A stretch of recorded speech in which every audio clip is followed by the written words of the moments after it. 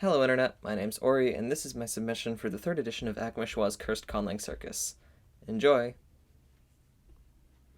So what if there was a language that was written entirely with diacritics? No letters, just diacritics. This is the main premise for this conlang, and I know this is going to be awful, but that's why you're here, right? To make it easier to understand, I'll be explaining the spoken and written languages at the same time, and I color-coded the diacritics in the stack.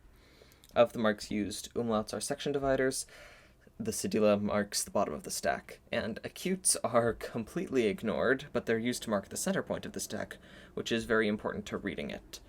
Also, it does not matter the order you read them in, stacks can be put in any order at all and still be legible. Now let's get on to the phonology.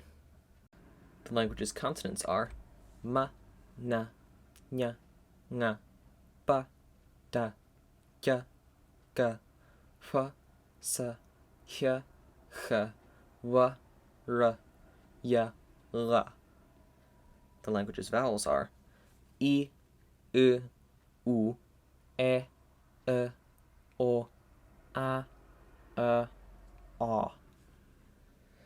As you can see, the phonology is neatly organized into grids, which both makes it easier to translate into diacritics, but also leads to some very bad-sounding phonemes.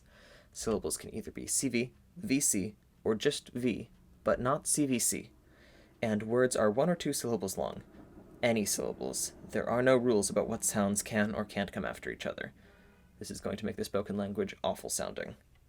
In terms of the writing system, the phonemes of the root word of the noun or verb are the first thing encoded above the center, with the consonant being written first with 2 diacritics, and then the vowel with 1.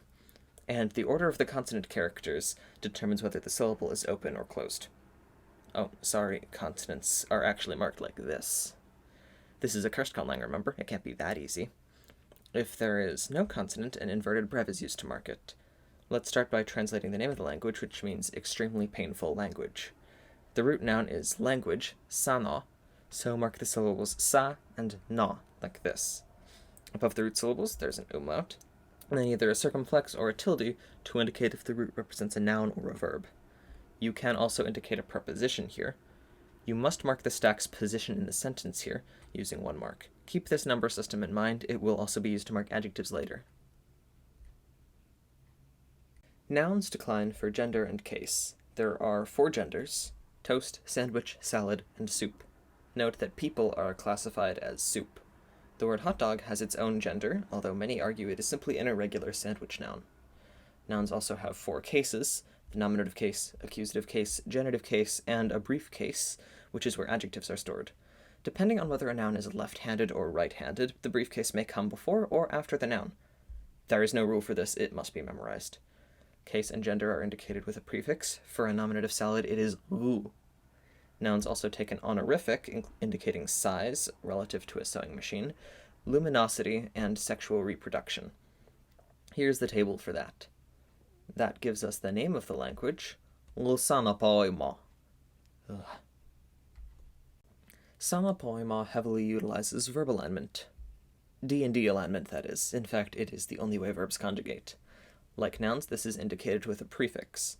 All verb modifiers come after the verb because verbs don't have a brief case.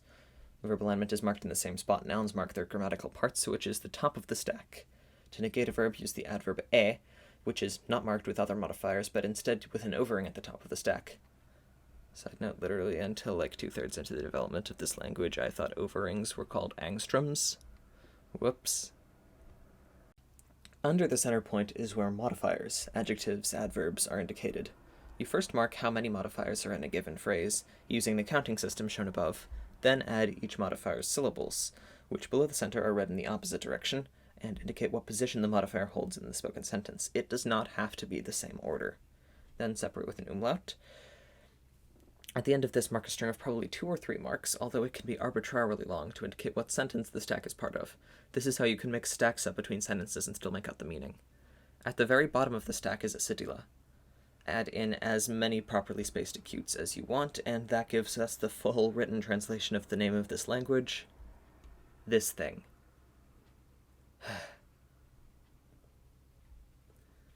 Oh, right. Pronouns. First-person pronouns conjugate for case and gender and take an honorific at the end.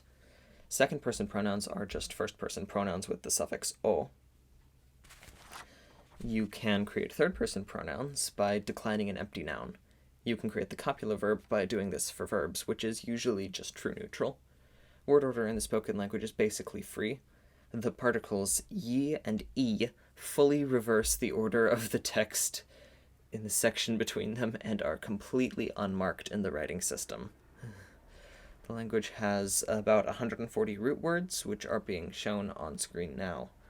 One interesting aspect of this language is that while it is incredibly unwieldy and impractical to use in any way, the writing system allows for, and in some cases enforces, a high degree of personalization in writing style. Different writers may have different ways of placing stacks acutes, or different sentence footers, or word order preferences.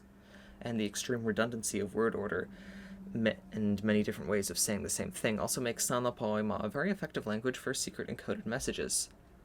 I didn't think this language would actually be good at something, but of course the spoken language is about to offset that. Oh no. Before I do the translation, I just wanted to ask that you consider subscribing to this channel if you've liked this video so far. I'm just starting out on YouTube, but I have a lot of plans for this channel, including a real Conlang showcase coming sometime in a few months. I also make music, and there's a good amount on the channel already, so give that a listen. Alright, that's enough of a shameless plug, back to the video. So I have to translate this passage from Twilight for the spoken sample.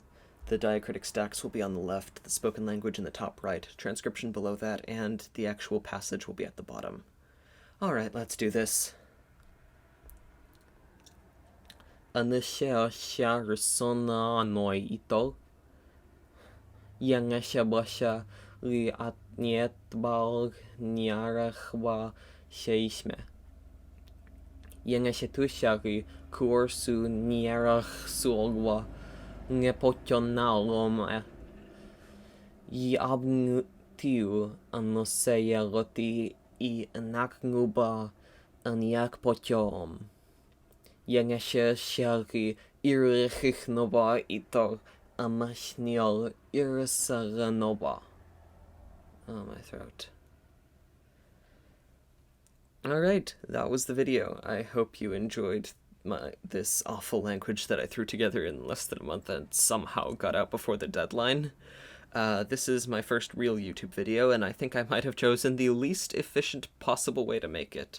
Please subscribe if you want to, and I'll be back soon for another video. Bye.